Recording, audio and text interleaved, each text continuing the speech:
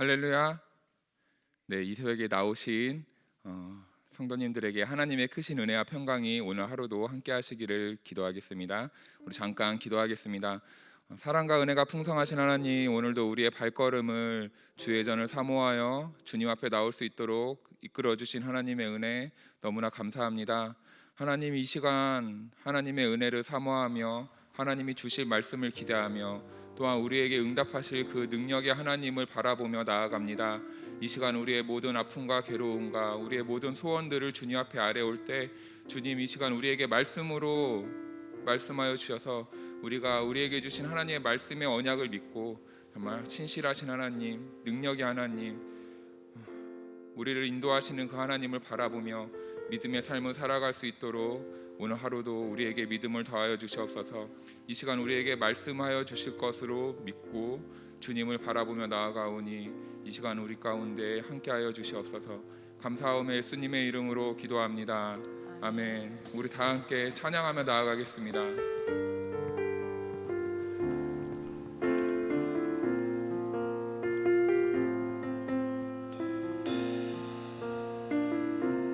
주님, 내가 주의 장막을 사모합니다. 주님, 내가 주의 장막을 사모합니다. 오직 주의 임재를 갈망합니다. 주의 집에서의 하루가 다른 곳의 첫날보다 좋으니 주 사랑 안에 머물며 사랑 노래하고 다시 한번 찬양할까요? 주님, 내가 주의 장막을, 주님, 내가 주의 장막을 사모합니다. 오직 주의 임재를 갈망합니다. 주의 집에서의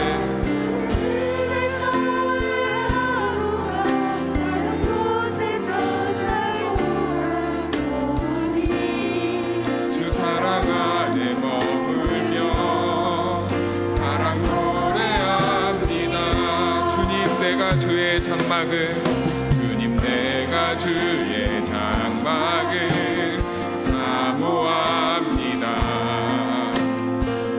오직 주의 임재를 갈망합니다. 주의 집에서의 하루가 다른 곳의 첫날보다 좋으니 주 사랑 안에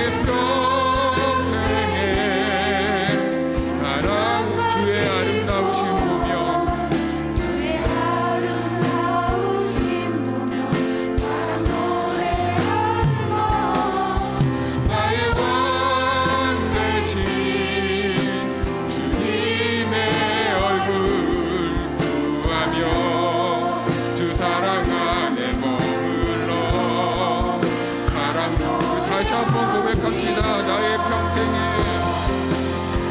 나의 평생에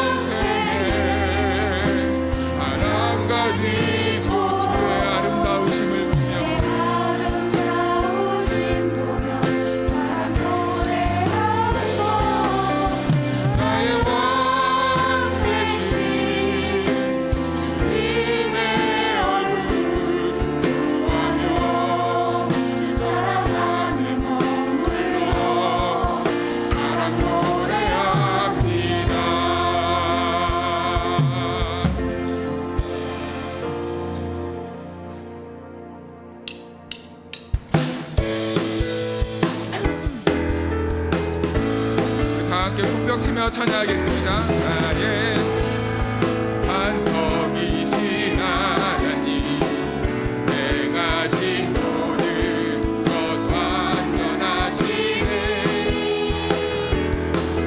나의 생명 되신 하나님, 내게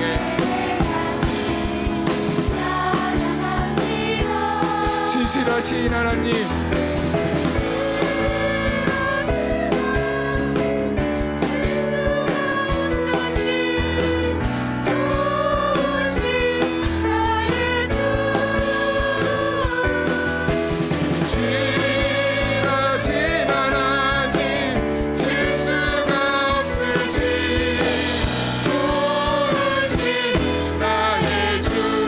반석이신 하나님, 나의 반석이신 행하신 모든 것 완전하시니, 나의 생명 되신 하나님,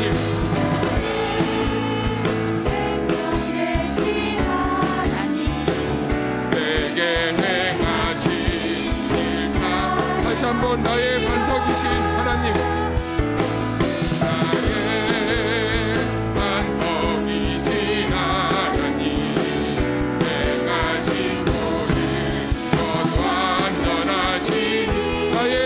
되신 하나님,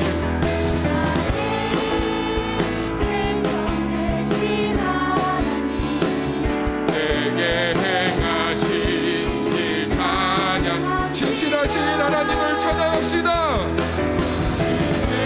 신실하신 하나님, 실수가 없으신 좋으신 나의 주, 신실하신 하나님,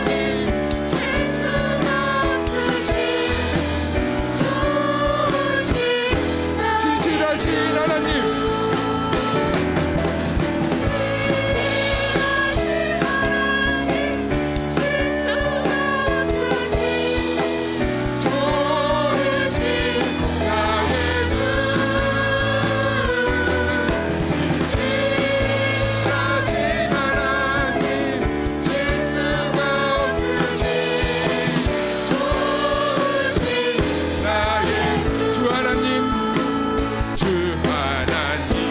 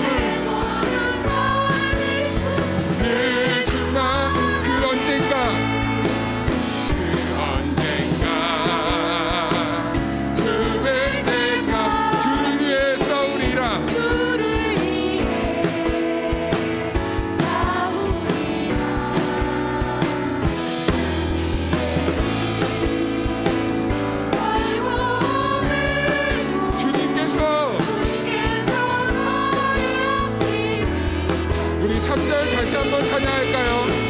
그 언젠가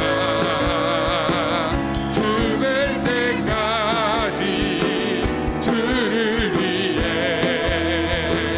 싸우리라.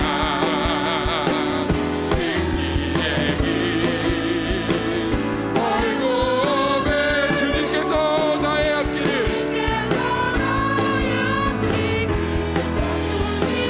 살아계신 주 나의 참된 소망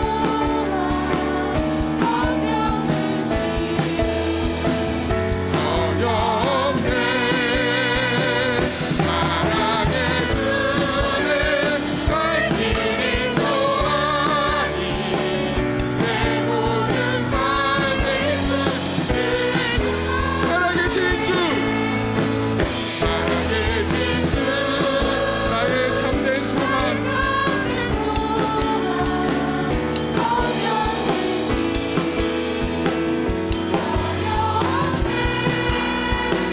사랑의 주를 갈 길이 또하니 내 모든 삶의 힘을 다시 한번 살아계신 주 살아계신 주 나의 참된 소망 걱정되시 저녁 때 사랑의 주의 갈 길이 또하니 내 모든 삶의 힘을 내 충만하네.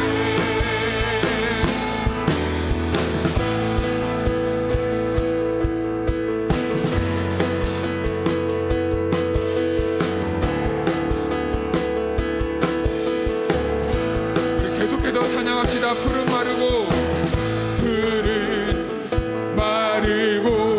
꽃은 지리나 주의 말씀은 영원해.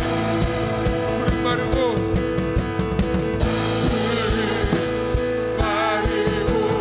꽃은 지리나 주의 말씀은 영원해. 주의 말씀을 믿는 자 그의 구원을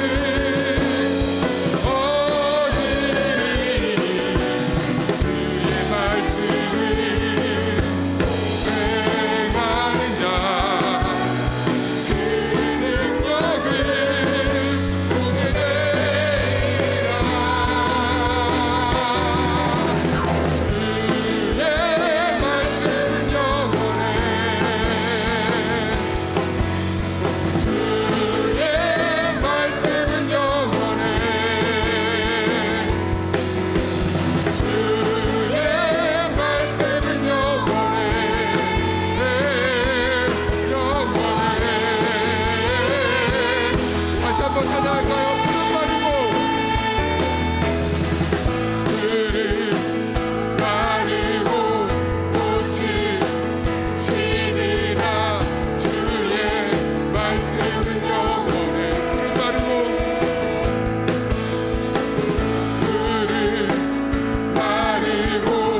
꽃이 시리라 주의 말씀은 영원해.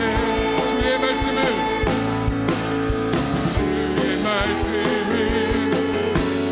믿는 자 그의 구원을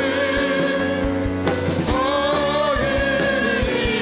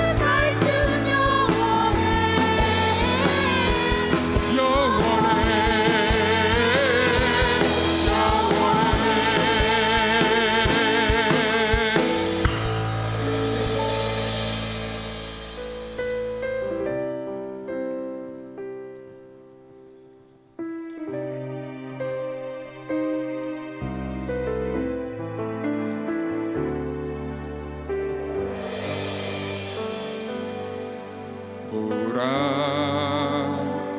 너희는 두려워 말고 보라 너희를 인도한 나를 보라 너희는 지치지 말고 보라 너희를 구원한 나를 너희를 치던 적은 어디 있느냐 너희를 억누르던 원수는 어디 있느냐 보라 하나님 구원을 보라 하나님 능력을 너희를 위해서 싸우시는 주의 손을 보라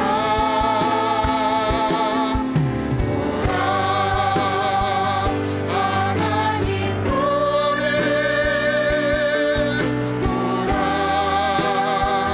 하나님 능력을 너희를 위해서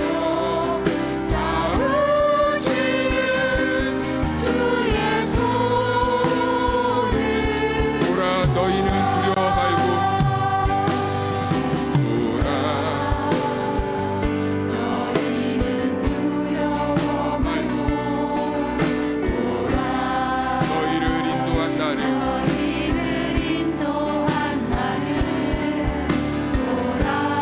너희는 지치지 말고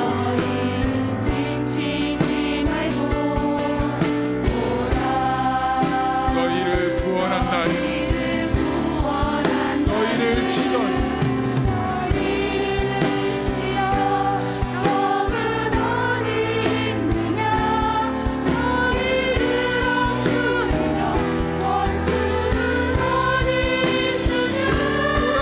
하나님 구원을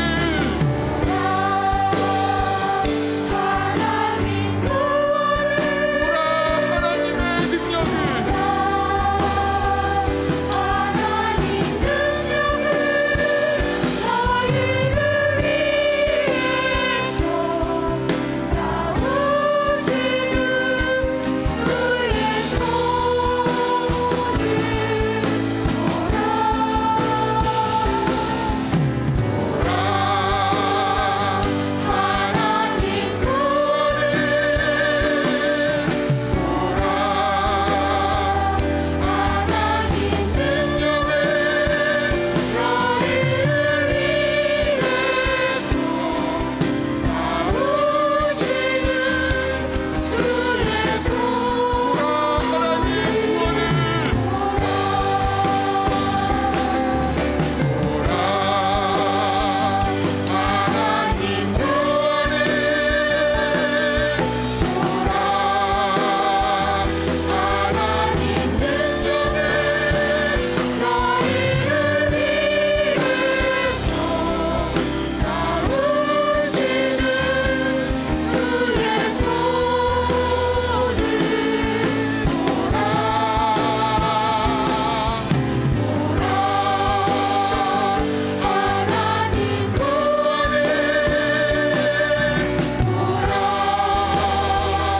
하나님 능력을 너희를 위해서 싸우시는 주의 손을 보라 우리 이 시간 다 함께 기도할 때 믿음의 눈을 들어 하나님을 바라볼 수 있기를 원합니다. 이 시간 성령님이 강권적으로 임하여서 우리가 이 세상을 바라보는 것이 아니라 하나님이 역사하시는 그 놀라우신 그 세상을 하나님이 일하시는 그 놀라우신 역사의 행하심을 우리 이 시간 보게 해달라고 잠시 기도하며 나아갑시다. 하나님 아버지 감사합니다. 오늘도 우리가 주님의 신실하신 그 언약의 말씀을 의지하며 나아갑니다. 이 시간 언약의 말씀을 의지하고 나아가는 우리들에게 하나님이 하시는 일들을 바라볼 수 있는 믿음의 눈을 열어주시옵소서. 세상을 바라보는 것이 아닌 하나님을 바라볼 수 있는 영안을 열어주셔서 우리가 이 어렵고 힘든 세상을 살아가는 동안에 정말 믿음을 가지고 항상 기쁘고 행복하며 소망을 가지고 살아갈 수 있는 하나님.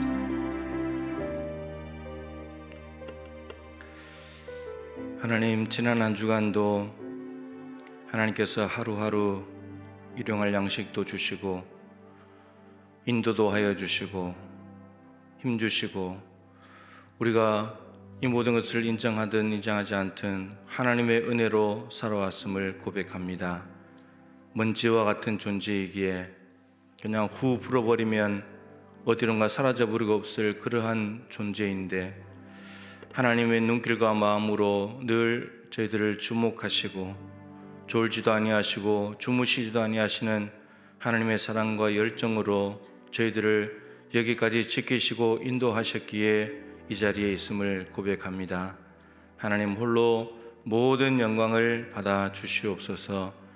비대면으로 갔다가 다시 대면으로 와서 오늘을 맞이했는데 수고한 새벽에 수고하는 귀한 일꾼들을 기억하여 주시옵시고 누구보다도 감당할 만한 체력과 힘과 기쁨을 허락하여 주시며 또 새벽 공기를 가르며 나오는 사랑하는 성도들도 예수님의 그 마음을 헤아릴 수 있도록 도와주시고 하나님과 함께하여 시작한 하루의 삶이 얼마나 많은 열매를 맺었는지 예수님의 삶을 통해 도전받으면서 동일한 열매를 통해 하나님을 영화롭게 할 수 있는 복된 성도들이 되게 하여 주시옵소서. 오늘 이 새벽에도 성령님 친히 저희들에게 찾아오시고 말씀을 듣지 못하게 방해하는 어둠의 권세들은 예수의 이름 앞에 물러가게 하시고 오직 진리의 말씀을 밝게 깨우쳐 주시고 들려주시는 하나님의 음성을 알아차릴 수 있는 은혜로 임하여 주시옵소서. 예수님의 귀하신 이름으로 간절히 기도드립니다. 아멘. 67쪽 24장입니다.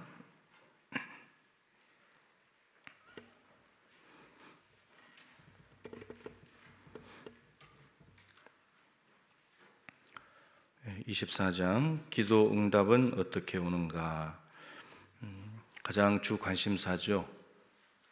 기도했으면 이제 응답을 받아야 되는데 이제 응답이 어떻게 오는가 하는 건데 너무 이제 분량도 많고 또 중요하기도 해서 이제 세 번에 나누어서 정리를 했습니다. 그래서 오늘하고 다음 주 월요일 화요일까지 기도 응답이 어떻게 오는지 몇 가지씩 이렇게 정리를 하도록 하겠습니다. 이제 다음 주 목요일이면 끝인데 힘내셔서 잘 마무리가 되면 좋겠습니다. 자, 기도 응답은 어떻게 오는가? 첫 번째, 응답은 하나님의 일이다. 기도하는 것은 우리가 해야 될 일이고 응답하시는 분은 하나님이시다라는 겁니다. 이 개념은 참 중요한데 우리가 이걸 잘 알잖아요, 그죠? 그런데 우리 스스로 기도의 생활을 잘 돌아보세요. 우리가 자칫 잘못하다가 응답까지 우리가 하는 경우가 있어요. 그게 무슨 말이냐면 하나님 앞에 기도하다가 이거 안 될 거야, 이거 말이 안 돼, 불가능해, 그러면서 결론 내려버리는 거, 이거는 응답조차 우리가 해버리는 거거든요. 그래서 우리가 어떤 믿음 생활이나 기도나 이런 생활을 할 때 이제 기준이 참 중요한데 우리가 무슨 일을 하려고 할 때 우리는 뭐부터 생각할까요? 할 수 있나 없나를 많이 따지죠. 이걸 할 수 있는 능력이 있는가, 할 사람이 있는가, 할 수 있는 재정이 있는가, 자꾸 할 수 있냐 없냐를 자꾸 따지거든요. 근데 할 수 있냐 없냐는 우리의 몫이 아니에요. 우리 편에서 이게 가장 합당한 질문 같고 합리적인 질문 같아 보이지만 할 수 있냐 없냐는 우리가 결정할 일이 아니에요. 그것은 하나님의 문제지. 하나님의 능력이 있으면 할 수 있는 거잖아요. 우리가 기준으로 잡아야 될 것은 이거 해야 될 일인가, 하지 않아도 되는 일인가, 이게 중요하죠. 여러분, 이렇게 되면은 기준이 확 바뀌게 되면 우리 태도가 다 달라져요. 그러니까 어떤 A라는 일을 하려고 할 때 돈이 없다, 할 수 있느냐 없느냐를 따지게 되면 돈이 있냐, 사람이 있냐, 환경이 되냐, 이거 따지면 할 수 없다, 그럼 못 해버리는 거예요. 아무리 봐도 이거는 할 수 없는 일이에요. 그런데 해야 될 일인가 아닌가를 따져서 해야 될 일이라면 사람이 없고 돈이 없어도 해야 된다는 거죠. 그게 완전히 달라져 버려요. 근데 우리의 기준이 자꾸 우리가 하나님의 영역까지 우리가 간다는 거예요. 이거 못한다. 할 수 없는 일이다, 이거. 근데 성경적으로 봤을 때 성경의 지지를 받으면서 하나님이 긍정하시면서 하나님이 원하시는 해야 되는 일이니까 그러면 하는 거예요. 근데 우리가 봤을 때 이거 뭐가 부족하고 뭐가 모자라면 아예 시작도 못 한다는 거예요. 그러니까 이미 우리가 다 결론 내려버리고 이거 못하는 일이 안 돼. 불가능해. 이거 말이 안 돼. 이렇게 돼버린다는 거죠. 그러니까 결국은 어떻게 보면 하나님 그런 할 수 있냐 없냐를 기준으로 자꾸 가니까 하나님이 원하시는 일들은 해드리지 못하는 거예요. 해드리지 못하는 거예요. 그래서 이건 매우 중요합니다. 그러니까 해야 될 일인가 하지 않아도 되는 일인가 이게 우리가 그 일을 할까 말까를 결정하는 선택이고 하나님이 하라 그러면 하는 거고 이게 어느 정도까지 이제 말이 이게 무슨 말이 되냐면은 이제 남자에게 하나님이 임신하라고 그러면 임신해야 합니다. 그런 거라고요. 이게 하나님이 말씀하실 때 해야 될 일이면 해야 된다고 하는 말이 여러분 우리가 생각할 때 남자가 임신하는 게 가능해요, 불가능해요? 불가능하죠. 근데 하나님이 남자 보고 임신하라 그러면 해야 돼요. 그런 거라는 겁니다. 근데 우리는 남자 어떻게 임신해? 말이 안 되지. 그냥 끊어버린다는 거예요. 그러니까 하나님의 말씀을 주셨을 때 끊어버리는 거예요. 그러니까 우리 신앙생활의 기준이 해야 될 일인가 하지 않아도 될 일인가 해야 될 일이라면 무조건 하는 거예요. 자녀들이 등록금도 많이 들고 학비도 들고 뭐 이런저런 돈이 많이 드는데 왜 빚내서까지 공부를 시켜요? 왜 대출을 내서까지 학교 보내고 그렇게 해요? 해야 될 일이니까 그렇게 하는 거잖아요. 허리띠 졸라매고 엄마 아빠가 덜 쓰고 덜 먹고 해야 될 일이니까 하는 거죠. 근데 할 수 있냐 안 따지면 대출 내서까지 어떻게 해? 못하지. 그럼 못하는 거예요. 해야 될 일이니까 하는 거지.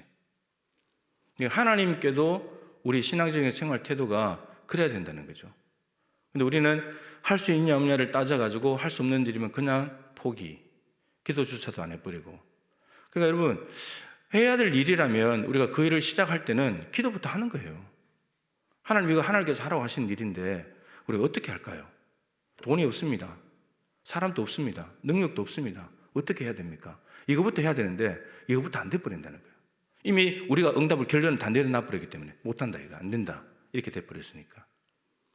그래서 우리가 이런 기도학교나 이런 시간을 통해서 배우면서 우리의 기준, 생각의 틀이 달라지는 것이 매우 중요합니다. 이거 해야 될 일인가 하면 하지 말아도 될 일인가 이걸 먼저 따져야 되고 해야 될 일이라면 무조건 하는 거예요. 가시밭길이라도 가야 되는 거고 가야 되는 거예요.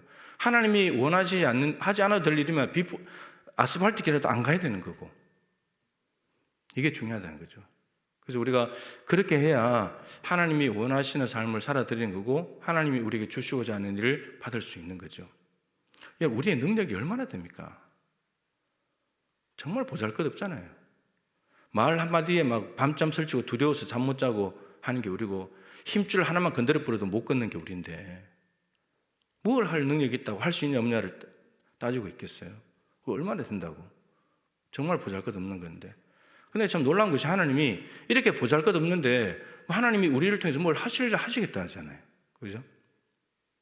그러면 하나님이 일을 맡기실 때는 능력도 주는 것이기 때문에 해야 될 일이라면 그냥 밀고 하는 거예요. 우리는 해보지도 않고 말을 해보지도 않았으니까 뭐 어떤 일이 벌어지는지 잘 모르는 거죠. 예. 어제도 다니엘 기도하면서 윤청 목사님 제가 며칠 전에 새롭게 왔어서 보면서 중국 공안에게도 전도하고 있다는 분이 그분이에요. 원래 2탄에는 중국 가서 선교하는 그런 내용이 있거든요. 근데 그거 잘 안 믿겨지죠, 그죠?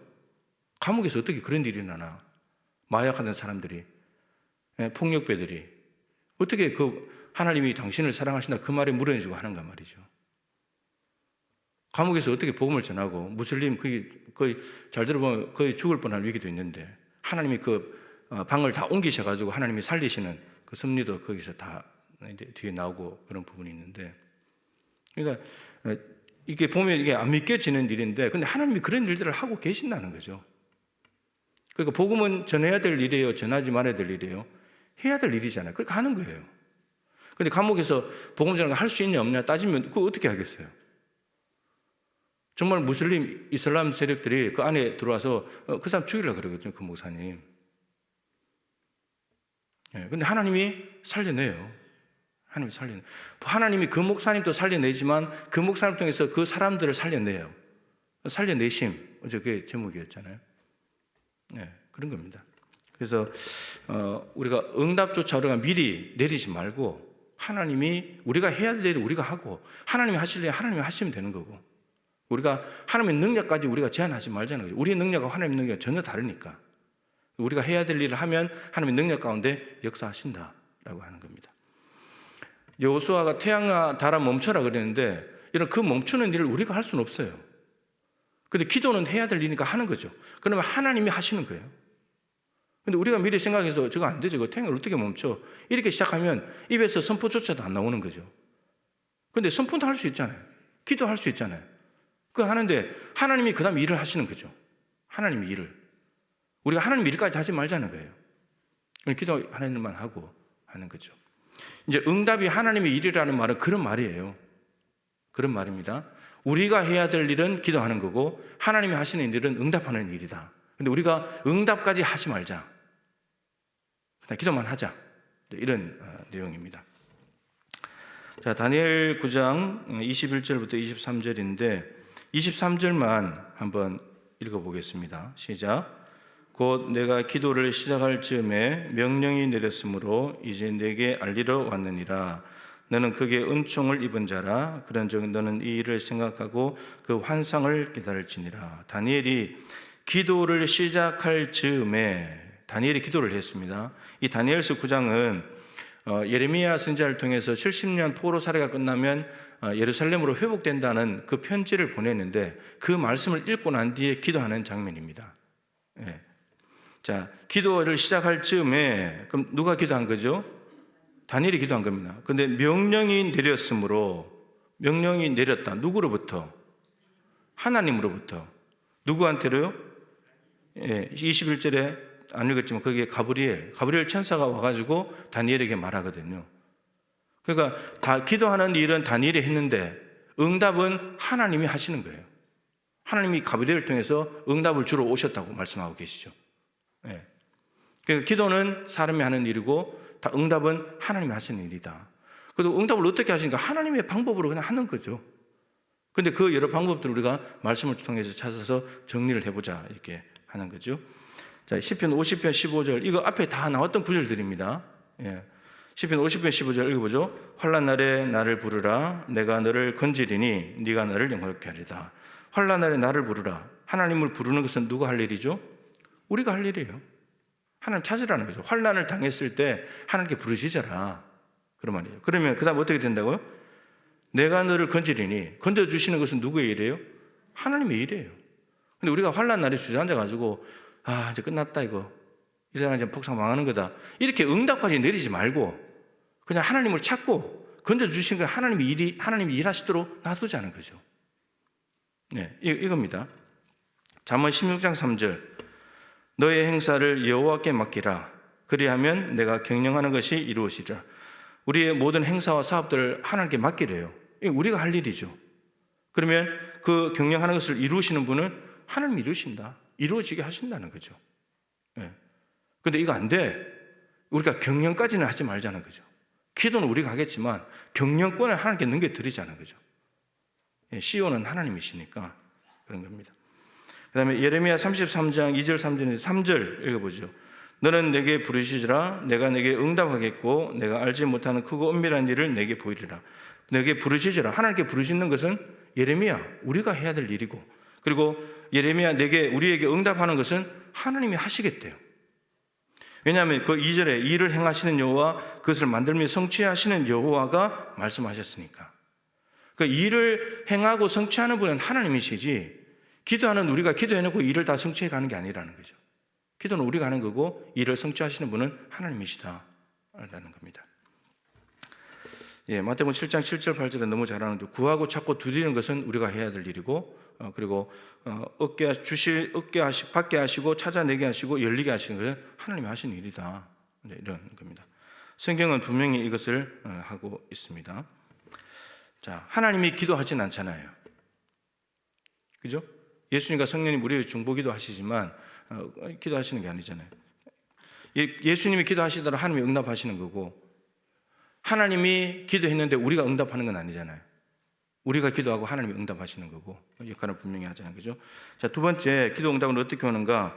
약속으로 옵니다. 약속의 형태로 옵니다. 그러니까 약속이니까 아직까지 이루어지지 않는 거죠. 그죠? 약속이 이루어지진 않는 겁니다. 어떤 문제를 위해서 기도했는데 하나님이 그거 내가 해결해 줄게.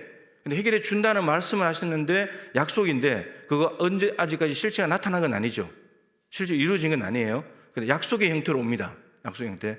근데 그 약속은 늘 말씀드리지만 보증이 아닙니다. 초청입니다. 초청이기 때문에 자격이나 기준이 필요합니다. 그게 뭐냐면 전제 조건이 필요한데 믿음이 필요합니다. 그러니까 하나님이 어떤 약속을 했는데 기도했는데 하나님이 약속을 주셨는데 그 약속을 믿음으로 붙잡는 것이 필요하다는 말입니다. 믿음으로 붙잡는 것이 필요합니다. 자, 밑에 히브리서 4장 2절 말씀 그걸 먼저 한번 읽어보죠. 그들과 같이 우리도 복음 전함을 받은 자이나 들은 바 그 말씀이 그들에게 유익하지 못한 것은 듣는 자가 믿음과 결부시키지 아니함이라. 이 말씀 매우 중요합니다. 우선 여기에 있는 그들, 우리 뭐 이런 인칭대명사 다 빼버리고 단순하게 보면 말씀이 그들에게 유익하지 못한 것. 그러면 말씀은 우리에게 뭘 준다는 거죠? 유익을 준다는 말입니다. 하나님의 말씀은 여기서는 약속입니다. 약속.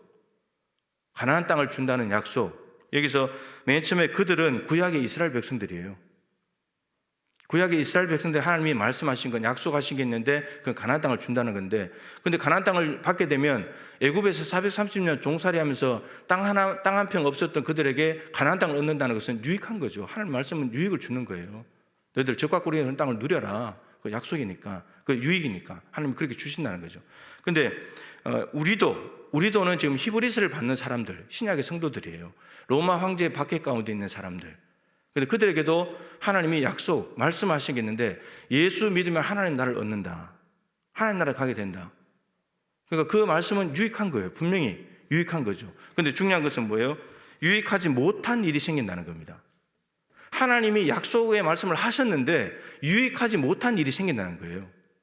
분명히 말씀은 유익한 건데, 근데 유익하지 못하던 이유가 뭐냐면 뒤에 가죠. 듣는 자가 믿음과 결부시키지 않았기 때문에. 그러니까 구약의 이스라엘 백성들은 가나안 땅을 준다는 약속을 믿음으로 붙잡지 않았다는 거예요. 그러면 하나님이 가나안 땅을 준다고 약속했죠. 아브라함, 이삭, 야곱에게 하신 약속인데, 그러면 약속이 만약에 보증이라면 가만히 있어도 가야 되는 거잖아요. 그런데 이스라엘 백성들 출애굽 1세대들은 어떻게 했습니까? 그 약속을 붙잡지 못했죠. 믿음으로. 그래서 어떻게 됐습니까? 광야에서 다 엎드려졌어요. 가나안 땅 못 갔다고요. 하나님이 약속하신 땅을 못 받았다는 거예요. 유익을 누리지 못했어요. 믿음이 없어가지고. 이런 이야기입니다. 그러니까 하나님이 먼저 약속을 하시기도 하지만 먼저 약속하신 것도 우리는 기도하면서 믿음의 기도로 붙잡아야 되고, 우리가 기도했을 때도 하나님이 어떤 약속을 하시면 그걸 믿음으로 붙잡아야지 그 하나님의 약속이 나한테 유익으로 된다는 이런 말이에요. 그러니까 믿음이 너무너무 중요합니다. 믿음. 기도할 때는 믿음이 필수적인 거니까.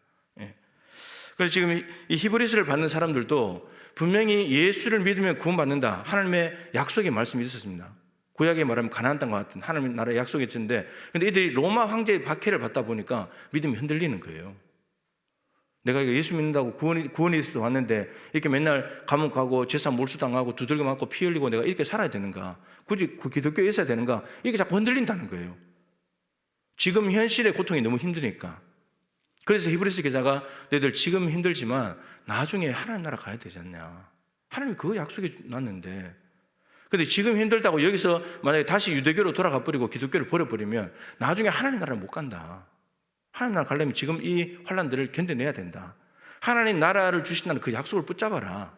이스라엘 백성들 아무리 가나안 땅을 준다고 하나님이 약속했고 글로 인도했었지만 그들이 그 말씀을 붙잡지 않았기 때문에 다 못 가고 말았다. 너희들도 지금 만일에 하나님 나라를 주신다는 약속을 받았는데 지금 믿음으로 그 약속을 붙들지 못하면 로마 황제 밖에 다 배교하고 다 기독교를 버리고 예수 버리고 다른 데로 가버리면 너희들 한 나라 못 간다.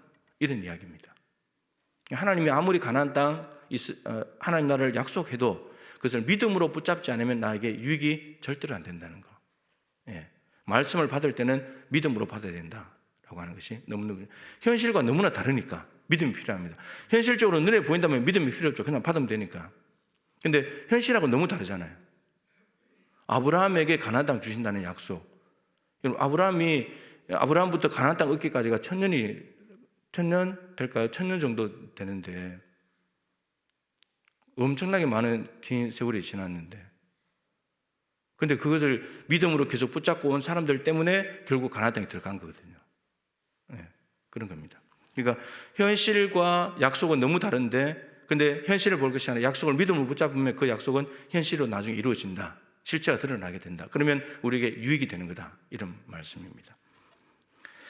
자, 그 밑에 누가복음 17장 14절 말씀인데 한번 읽어보시죠. 보시고 이르시되 가서 제사장들에게 너희 몸을 보이라 하셨더니 그들이 가다가 깨끗함을 받은지라. 예, 문둥병자 10명 고치는 이야기 있죠. 그 이야기입니다. 예수님께서 그들에게 이르시되 말씀하신 겁니다. 이 말씀은 제사장들에게 너희 몸을 보이라. 이런 문둥병에 걸리게 되면 구약 율법에 의해서 제사장에게 가서 문둥병인지 아닌지를 확인을 받아야 됩니다. 제사장이 거의 의사 노릇까지 한 거죠. 병을 진단해 줘야 되고 그리고 제사장이 이거 문둥병이다 그러면 격리돼야 됐었습니다. 그리고 다 낫잖아요. 나으면 다시 제사장에 가서 확인을 받아야 돼요. 문둥병이 나았다. 그러면 다시 이제 자기 삶의 자리로 돌아갈 수 있는 거죠. 근데 지금 문둥병자들에게 예수님께서 제사장들에게 너희 몸을 보이라고 하는 말은 너희 몸을 다 나았다는 걸 가서 확인받고 집으로 돌아가는 말이죠. 그러면 가다가 뭔 일이 생긴다는 겁니다. 지금 문둥병에 몸이 있는데 제사장에 가서 몸을 보이라는 말은 이미 문둥병 판정을 받고 격리돼서 살고 있는데 다시 가라는 말은 이게 치유가 되겠구나. 근데 이 말이 이 속에 포함되어 있는 거예요.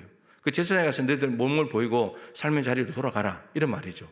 치유해 주신다. 이런 말입니다. 그 약속이 담겨져 있는 거죠. 근데 중요한 건 이 약속은 보증이 아니라 초청이니까 어떻게 뭘로 붙잡아야 돼요? 믿음으로 붙잡아야 되는 거예요. 근데 믿음으로 붙잡았죠. 하셨더니 그들이 가다가 깨끗함을 받은지라. 여러분 예수님 몸에 문둥병이 완전히 이렇게 막 퍼져 있는데 예수님께서 가서 제사장에게 몸을 보여라. 이렇게 이 말을 듣고 뒤로 돌아서 제사장에게로 한 발자국을 갈 수 있냐 이거예요. 다 나아야지 제사장에 가서 확인받는데 지금 아직도 문둥병이 많은데 제사장에 가서 몸을 보이라고요? 이렇게 되면 못 가는 거예요. 한 발자국도. 제사장에 몸을 보이라고? 그럼 낫겠네. 그리고 돌아서서 발걸음을 옮기는 순간에 낫는 거예요. 그러니까 가다가 제사장에 갔을 때 낫는 게 아니고 가다가 남을 받아버려요. 그러니까 이 문둥병자들이 예수님이 제사장에 몸을 보이라는 말씀을 믿음으로 붙잡은 거예요. 그러니까 믿음으로 붙잡으니까 순종이 동반되죠. 발걸음을 옮겨서 가는 거예요. 가다가 깨끗함을 받은지라. 약속의 형태로 주어졌는데 그걸 믿음으로 붙잡아서 순종하게 되면 문둥병이 나는 실체가 나타나게 된다라고 하는 거죠. 제사장에 가서 몸을 보였겠죠. 그리고 저들은 다 각자의 삶으로 돌아갔어요. 9명은. 1명은 돌아와서 예수님 감사합니다. 그래서 하나님께 영광을 돌리게 된 거죠. 여기 없습니다만 다 똑같은 얘기인데 민수기 21장에 보면 불뱀 사건 있잖아요. 불뱀 사건. 이스라엘 백성들이 불평해가지고 하나님이 불뱀을 보내가 막 물게 했는데 물어서 사람들이 막 죽어나가니까 모세한테 하나님께 기도해서 우리 좀 살려달라고. 그러니까 하나님께서 놋뱀을 만들어 장대 위에 달아라. 그것을 보는 자가 낫는다. 모세가 놋뱀을 만들어 장대에 달았어요. 하나님께서 이렇게 말씀하셨죠. 놋뱀을 쳐다보는 자는 산다. 하나님의 약속이죠. 죽어가는 것 때문에 하나님께 부르짖었더니 하나님께 기도했더니 놋뱀을 쳐다보면 산다. 하나님 해결책을 준 거예요. 밑에 불뱀이나 놋뱀이나 똑같은 거예요. 지금 불뱀은 물어 죽이는 건데 자기를 물어 죽이는 그 뱀을 장대에 달아놨는데 그걸 보면 산다는 거예요. 하나님의 약속이죠. 뭘로 붙잡아야 돼요? 믿음으로 붙잡아야죠. 그리고 쳐다봐야죠. 쳐다본 적 산다. 그 장대 위에 단 놋뱀이 신령한 힘이 있는 것이 아니고 하나님이 뭘 보려고 하는 거예요? 네가 내 말을 믿고 정말 쳐다보냐 이거예요. 그러니까 나은 것이 쳐다본 사람은 곧 나았대요. 쳐다본 사람은. 그러니까 쳐다보는 게 이게 힘든 일 아니죠. 목에 기부수만 안 했으면 다 볼 수 있는 거예요. 근데 안 본다고요. 안 보는 사람은 못 사는 거예요. 하나님이 아무리 살려주는 약속을 해도 믿음으로 붙잡지 않는다면 못 사는 거예요. 이걸 예수님께서 요한복음 3장에 인용을 하시죠. 니고데모와 대화하면서 모세가 광야에서 뱀을 든 것 같이 인자도 들려야 된다. 인자도 십자가 위에 달려야 된다. 근데 그것을 보고 믿는 자는 살게 된다. 근데 예수님 십자가에 달린 것을 보는 정도가 아니라 십자가에 달아버린 유대인들 안 보잖아요. 안 믿잖아요. 예수 믿으면 사는 건데. 십자가에 달린 예수 사람들 살리려고 달아놓은 건데 사람들이 보고도 안 믿잖아요. 그럼 못 사는 거죠. 똑같은 거예요. 하나님이 약속하신 것은 보증이 아니라 초청인데 그는 믿음이 필요하고 믿음으로 순종하게 될 때 그 하나님의 약속은 나한테 실체로 다가오게 된다라고 하는 겁니다. 십자가의 도가 멸망하는 자들에게 미련한 것이다. 십자가를 거부하는 사람들은 그 십자가 안에 있는 능력을 경험하지 못하는 거예요. 바보 같은 짓이. 아니 자기가 메시아라고 하면서 메시아가 십자가에 달려 죽었는데 그걸 보면 산다고? 그걸 믿으면 구원받는다고? 말이 안 되는 거죠. 이거는 말이 안 되는 거예요. 근데 그걸 믿음으로 받아들인 사람은 자기를 확 바꿔놓는 구원의 능력이 되는 거죠. 예수님 옆에 있던 강도, 십자가에 달린 예수님께 나는 죄인입니다. 오늘 주의 나라에 임할 때 나를 기억해 주십시오. 네가 오늘 나와 함께 천국에 있을 거다. 나고 있으리라. 그러니까 강도는 믿는 거예요. 그러니까 구원하는 능력이 되는 거죠. 그 당시에 최고형의 사형을 받는 그 죄인이 그 옆에 달려있는 예수님 때문에 구원 얻는 십자가의 능력을 바로 옆에서 경험한 사람이잖아요. 그러니까 믿냐 안 믿냐의 문제. 옆에 사람 안 믿었잖아요. 아, 당신 그리스도라면 좀 구해보시지. 당신도 가고 나도 좀 구해보라고. 그런 거지. 그러니까 한 명은 믿고 한 명은 안 믿는 거예요. 이렇게 된다는 겁니다. 그러니까 하나님의 말씀, 약속을 믿음으로 받아들이는 것, 이것이 매우 중요하다. 본다고 다 믿는 게 아닙니다. 옆에 있는 예수님 보고도 발로 차버렸는데 한 명은. 그리고는 숨이 끊어지는 건데 결정적인 순간인데 이 기회 놓치면 이제 기회가 없는 건데 근데 그걸 기회를 발로 차버리더라고요. 한 명은. 근데 그런 인생이 너무 많죠. 예수님에 대한 이야기를 듣지 못한 사람도 많지만 듣고도 거부한 사람들도 많죠. 네, 많습니다. 그러니까 바보같이 보이는 거죠. 아니 예수 믿는다고 어떻게 구원을 받아 십자가에 달려 죽은 사람을 본 적도 없는데 이렇게 접근하기 시작하면 미련하게 보이는 거니까 멸망하는 거죠. 네. 자, 세 번째, 이게 이제 제일 중요한데 말씀입니다. 말씀. 가장 확실한 응답인데 분별은 좀 필요한 그런 겁니다. 이게 무슨 말이냐면은 하나님이 응답하실 때는 환경적으로 응답할 수도 있어요. 마음의 평안으로 인도할 수도 있어요. 사람을 통해서 응답할 수도 있어요. 꿈, 환상, 계시, 환상, 예언, 이 모든 것들은 하나님이 뜻을 나타내신 계시의 수단이죠. 근데 그것이 하나의 응답의 형태인데 하나님께서 가장 주시는 확신할 수 있는 그 응답의 형태가 뭐냐면 말씀의 형태다, 이런 말입니다. 말씀의 형태다. 자, 시편 107편 19절 20절 한번 읽어보겠습니다. 이에 그들의 고통 때문에 여호와께 부르짖음에 그가 그들의 고통에서 그들을 구원하시되 그가 그의 말씀을 보내어 그들을 고치시고 위험한 징에서 건지시는도다. 하나님께 부르짖었대요. 고통 때문에. 그때 하나님이 응답하셨는데 뭘 보냈다고요? 그의 말씀을 보내요. 여러분, 고통에서 건져내신 것이 아니고 그들을 구원하시는데, 그러면 고통에서 부르짖으면 구원하신다는 고통에서 끄집어내 줘야 되는데 하나님이 고통에서 끄집어내신 것이 아니고 말씀을 보냈다는 거예요. 말씀을 보내가지고 그 말씀을 믿음으로 받아들였을 때 하나님께서 저들을 위험한 징에서 고치시고 위험한 징에서 건져주셨다라고 하는 겁니다. 네, 말씀을 보내시는 겁니다. 네. 이게 이 말씀은 성경 말씀. 여러분들이 기도하다가 이런 겁니다. 기도하거나 설교를 듣거나 뭐 말씀 어떤 다른 영상을 본다든지 성경 통독을 한다든지 그러다가 하나님께서 마음에 감동으로 깨닫게 해주시는 성경 구절이 있잖아요. 어떤 기도 제목에 대한 응답이 말씀으로 왔을 때 그게 가장 확실하다는 겁니다. 그냥 뭐 신기한 걸 봤다든지 아니면 뭐 마음에 어떤 뭐 감동이 왔다든지 이런 것들도 하나의 중요한 응답의 형태이긴 하지만 가장 확실한 것이 성경 구절로 응답을 받는 거. 이게 가장 확실한 겁니다. 그래서 이렇게 기도할 필요가 있죠. 하나님께서 사실은 우리가 여러 가지로 응답을 해줘도 잘 못 알아챌 때가 있어요. 그러니까 응답을 자꾸 경험해야지 영적인 감각이 생겨요. 영적인 감각이. 여러분 탁구를 이제 치시는 분들이 있을 텐데 탁구를 치다 보면요, 이게 저도 중학교 때부터 치다가 이제 지금은 거의 못 치고 있지만 치면 이게 한참 되면은 공이 오는 걸 보고 치는 게 아니에요. 그냥 감각으로 갖다 대는 거예요. 그냥 반사적으로 갖다 대는 거예요. 라켓을 보면서 치는 것은 초보적인 단계고 시간이 지나면 그냥 감각으로 갖다 대는 거예요. 그렇듯이 하나님의 음성을 자꾸 듣고 응답을 자꾸 하다 보면 하나님에 대한 감각이 생겨요. 아, 이거 하나님이 응답 주시는 거다. 이 감각이 생긴단 말이에요. 거기까지 가려면 좀 시간이 필요해요. 근데 성경 말씀을 가지고 응답을 달라고 기도할 필요가 있어요. 하나님, 내가 이런 여러 가지 상황들을 다 정리해 봤을 때 분명히 이쪽으로 하나님 인도하시는 것 같은데 하나님 말씀으로 확답을 주십시오. 성경에 있는 말씀으로. 이렇게 기도할 필요가 있어요. 그래서 말씀으로 확답을 받으면 제일 정확해요. 제일 정확해요. 좀 분별이 좀 필요하긴 한데 근데 성경 말씀이 제일 확실해요. 예. 이 말입니다. 하나님의 응답을 가장 확실한 것은 성경 말씀으로 받는 거다. 그리고 하나님의 음성으로도 오는데 하나님의 음성을 들었을 때도 성경에 갖다 넣어보는 것은 필요한 일이다. 분별을 해야 되니까.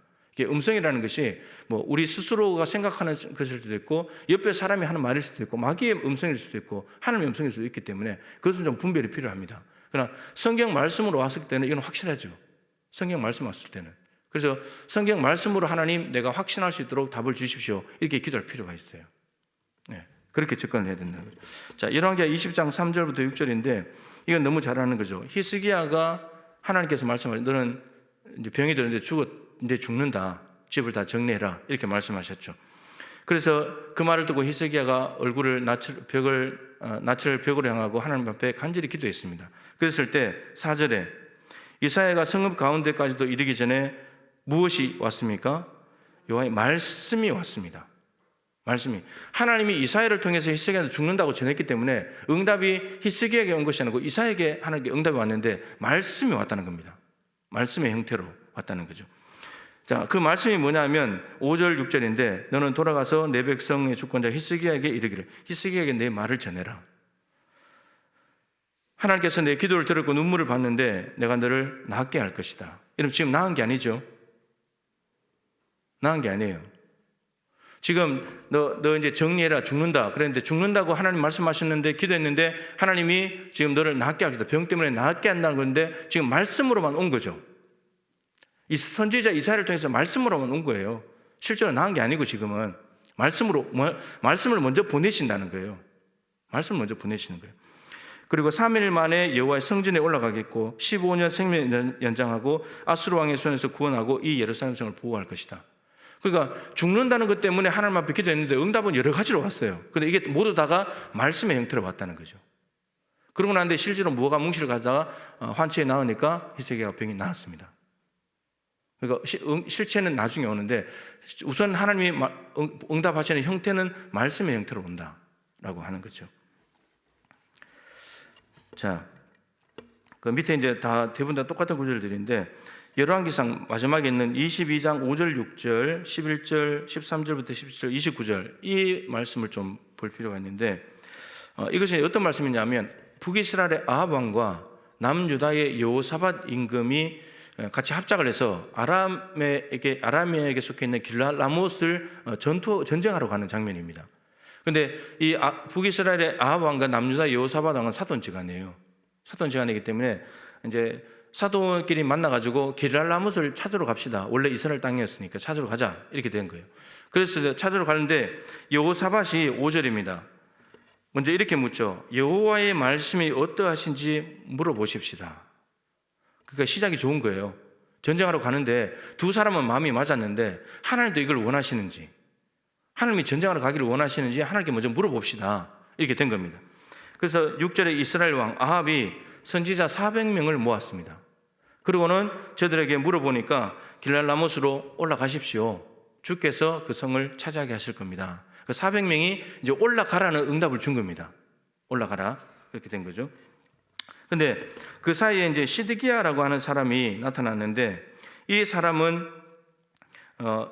여호와의 말씀이, 이 시드기야라는 예언자도 여호와의 말씀을 언급하면서 아람 사람을 찔러 진멸할 것입니다. 올라가십시오. 이렇게 된 겁니다. 그러니까 선지자 400명과 이 시드기야는 둘이 마음이 똑같은 거죠.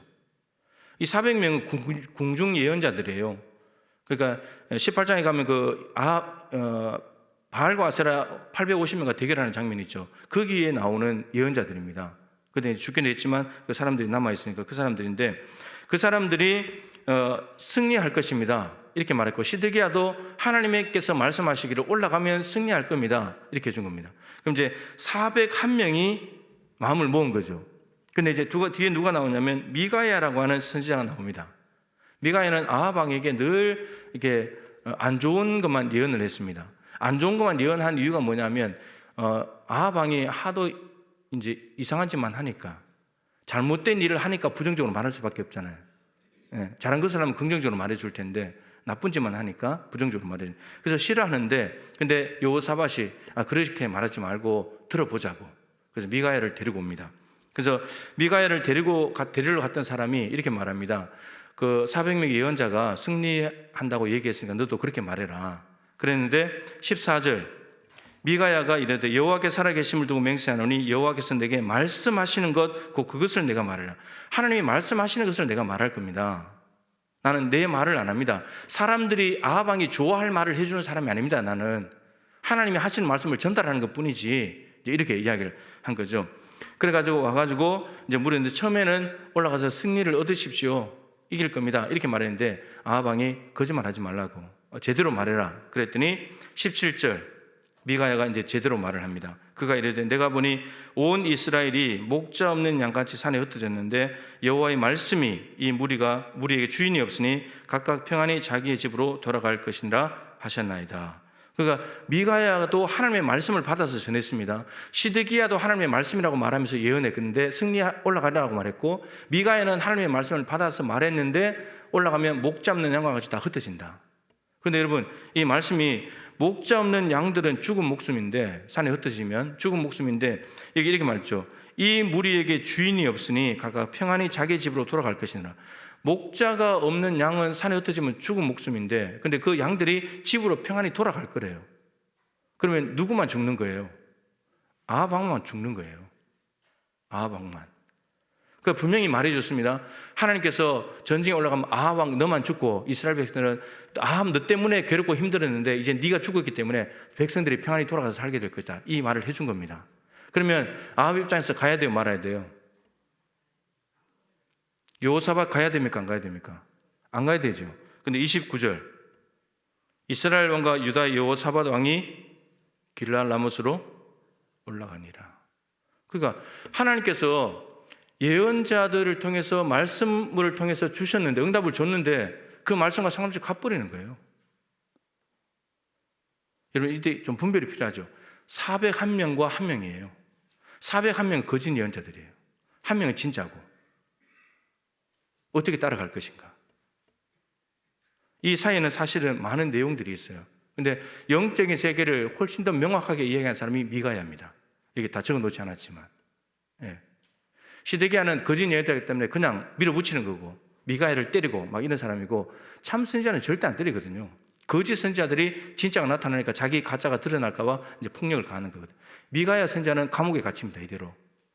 또 영적인 세계를 너무나 정확히 알고 있고, 미가야가 진짜인 거죠. 이게 분별이 필요한 겁니다. 그러면 올라가라는 사람이 있고 올라가지 말라는 사람이 있다면 어떤 걸 해야 될 것인가? 분별해서 붙잡으면 그대로 행하면 되는데 이걸 분별을 못하는 거죠. 그래서 진정으로 가버리는 거예요. 그래서 진짜 아합이 죽었어요. 여호사밧은 올라가지 말아야 되는데 올라갔는데, 하나님께서 이 말씀대로 아람 왕이 명령을 내려놨습니다. 너희들 다른 사람과 아무나 싸우지 말고 아람 왕만, 북이스라엘 왕만 잡아라, 그렇게 명령을 내린 겁니다. 그러다가 여호사밧이 아람 군사에게 붙잡혔는데 소리를 질렀어요. 소리를 질렀더니 보니까 아합 왕이 아니거든요. 살려줘요. 근데 무심코 한 병사가 화살을 쐈는데 그 화살이 아합 왕을 맞아요. 그 병사는 무심코 쐈겠지만, 근데 그 안에는 뭐가 있는 거죠? 하나님의 섭리가 있는 겁니다. 그래서 아합 왕이 죽었어요. 결론은 그렇게 난 겁니다. 그러니까 지금 하나님께서 시작은 좋았잖아요. 하나님 이 전쟁 올라가야 됩니까? 말아야 됩니까? 그럴 때 분명히 하나님께서 말씀으로 가르쳐 줬습니다. 말씀의 행태로 전쟁에서 어떻게 되는지 그것을 말씀으로 가르쳐 준 거죠. 말씀의 행태로 온 겁니다. 근데 말씀이 왔는데 그것을 분별하지 못하고 욕심을 따라서 또 인간적인 마음에 거부를 못했겠죠. 올라가면 죽는다는 건데 사돈지간이니까 거부를 못했겠죠. 그러니까 하나님의 말씀보다도 사람의 말을 따르면 이렇게 되는 겁니다. 근데 하나님이 자비를 베푸셔서 구사일생으로 살아나게 된 거죠.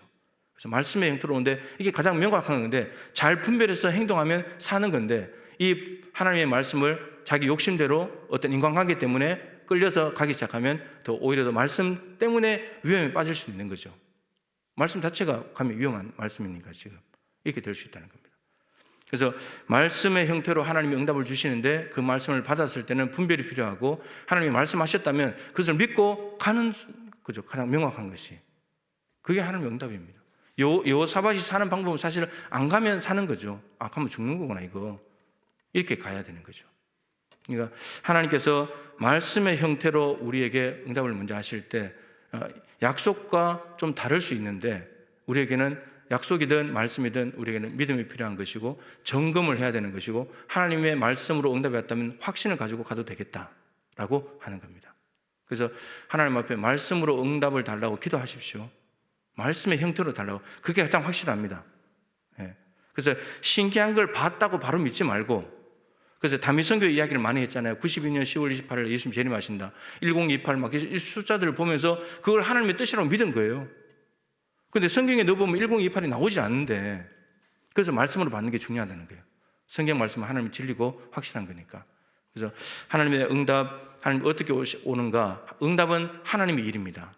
그리고 약속을 주실 때는 믿음으로 그걸 붙잡아야 된다는 거. 보증이 아니고 초청이라는 거. 그리고 하나님의 말씀으로 왔을 때 가장 확실한 거다. 그걸 믿고 가면 된다. 뭐 예를 들어 베드로전서 5장 10절 너희 염려를 주께 맡기라. 이는 주께서 너를 권고하시라. 아, 너 염려 맡기면 되는 거구나. 이렇게 가는 거예요. 이렇게 말씀이 떠오르면 그 말씀 붙잡고 가는 거죠. 하나님 그 응답이니까. 네, 기도하십시다. 오늘 기도 제목을 보시면서 시간이 좀 많이 갔습니다만 가슴에 부딪혀온 말씀대로 살게 해달라고 기도하시고 하나님의 음성을 들을 줄 아는 이 은혜와 분별력을 주십시오. 기도하시고 내일 주일입니다. 예배를 위해서 설교자, 예배위원 또 예배하는 모든 성도들이 성령 충만하도록 기도해 주시고 한국교회가 회개할 때 코로나를 종식시켜달라고. 여러분 이건 한국교회 회개의 문제와 연관이 있습니다. 그래서 엎드려 기도하면서 코로나가 빨리 끝나도록 기도하면 좋겠습니다. 기도하시고 돌아가시기 바랍니다.